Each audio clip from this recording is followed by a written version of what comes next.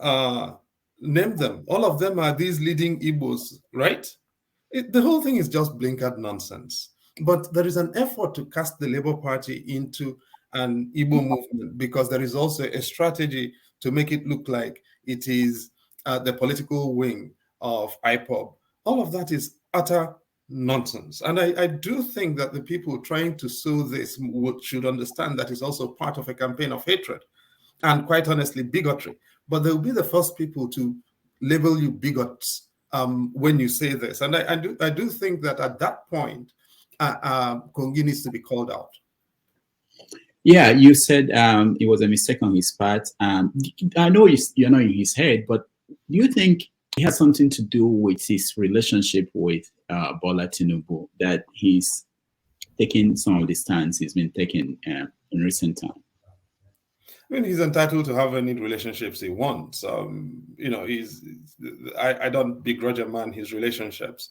I do think, however, particularly given his long history of and awareness about the country and the histories of agitation in the country, he could have done a lot better on that particular point. I mean, I obviously could take issue with his trying to construct the National Association of Sea Dogs into some kind of supernatural, super sentient organization with a clue as to things that even the heavens are unaware of. But that's for another setting. I just think that the effort to cast the Labour Party into an ethnocentric movement of Igbos is, quite honestly, beneath Kongi. Let me also, before we leave this topic, ask you about the reaction. People criticize him. I don't know if you go to social media, some of the expressions people have used. People have also condemned him as a writer, that he wasn't of any importance. So how do you, I know you're in public space, and sometimes I'm sure you get this kind of reaction to things you say and write. How do you survive in that space where people cannot separate your political opinion from the work you do or the work you've done, and basically throw everything out because you said something that they do not agree with? Well, I think it comes with the territory, and Kongi is big enough, I believe, to see that and have fun with it. I personally don't agree with a lot of the vitriol, but I've also been on the receiving end a lot of it. I get death threats all the time. I'm sure you do.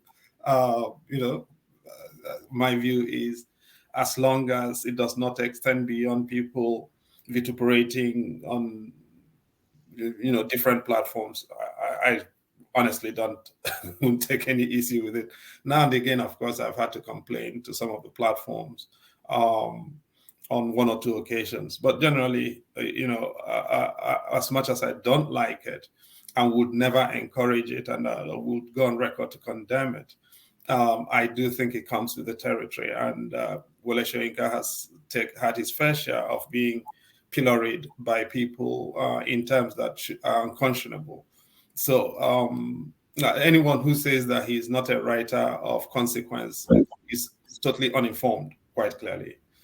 We can disagree without diminishing people in that way. I do disagree with him, but I also have to acknowledge that Wole Soyinka is absolutely a writer of consequence. Whether or not you like, or you can access or read or understand what he writes is a different matter.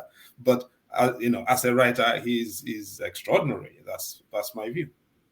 Okay, we'll get back to some of this when we talk about intellectuals and intellectual society that we have. Let me go quickly to the Presidential Election Petition Tribunal. I know you've written and spoken probably in other places, but what is your take on that judgment? Quite honestly, I have deliberately decided to avoid going on record on the judgment of the first instance judgment in the presidential election petition. because my view is there'll be time to get on it after the Supreme Court has weighed in.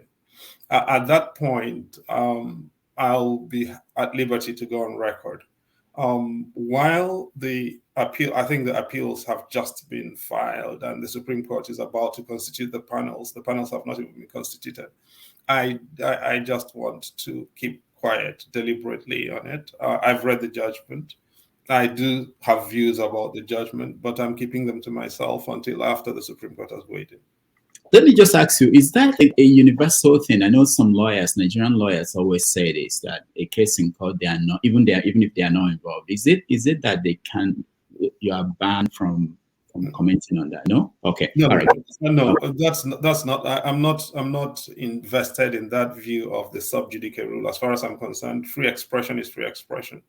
I do not quarrel, of course, with anyone who wants to express themselves on the judgment at the moment.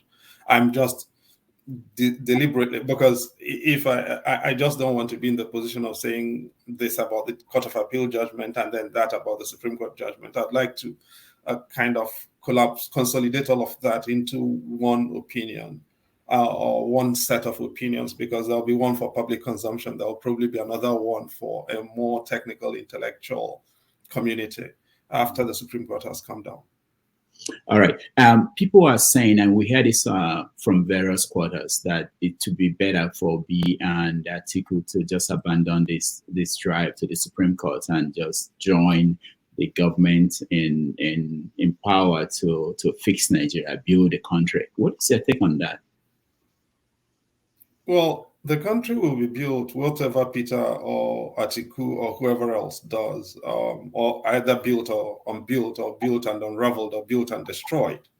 And building a country requires, in the kind of situation we have, which is a non-democracy, requires an active opposition. And I think part of the crisis we have had, particularly since 2015, is that the APC had, under Buhari in particular, was unwilling to govern, and the PDP was unwilling to be an opposition.